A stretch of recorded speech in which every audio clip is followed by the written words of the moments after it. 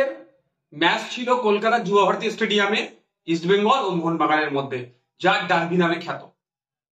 গতকালকে ম্যাচ বাতিল হয়েছে।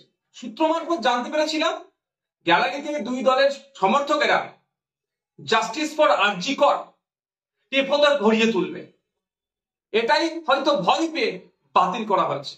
কিন্তু দুই দলের সমর্থকরা ঘরে বসে থাকেননি, তারা যুব ভারতী স্টেডিয়াম চত্বরে জড়ো হতে চেয়েছিলেন জাস্টিস ফর আরজি কর তিলোত্তমার বিচার চাইতে, তার পরিবার যাতে ইনসাফ পায় সেই জন্য।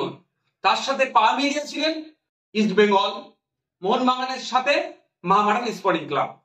তার এই তিন দলের কর্মী সমর্থকরা যখন জড়ো হয়, পুলিশ মেন গেট থেকে 200 মিটারের মধ্যে কাউকে প্রবেশ করার অনুমতি দেয়নি, 200 মিটারের বাইরে দাঁড়িয়ে বাইরে থাকার কথা বলেছে। তিন দলের সমর্থকেরা 200 মিটারের বাইরে থেকে শান্তিপূর্ণ ভাবে তারা প্রোটেস্ট করছিল এবং জাস্টিস ফর আরজি কর, জাস্টিস ফর তিলোত্তমা বলছিল। কিন্তু পুলিশ নির্বিচারে তাদের উপরে আক্রমণ করে। নারীরাও বাদ যায়নি, টেনে হিঁচড়ে প্রিজন ভ্যানে তাদেরকে তোলা হয়।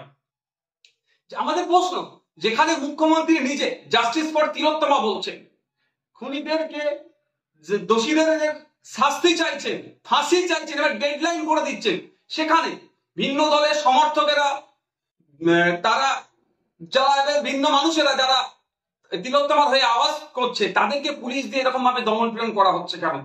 আমরা কি ফ্যাসিস্ট রাজ্যে বসবাস করছি, না ফ্যাসিস্ট জমানা দিয়ে চলছি? আমরা জমানার মধ্য দিয়ে যেভাবে দমন পীড়ন করা হচ্ছে, মানুষের বাক স্বাধীনতা কেড়ে দিচ্ছে, মানুষ অন্যায়ের বিরুদ্ধে কথা বললে সেটা পুলিশ কেটে দমন পীড়ন হচ্ছে, যেভাবে কাণ্ডটা আজকে ঘটেছে, তীব্র ধিক্কার নিন্দা জানাচ্ছি।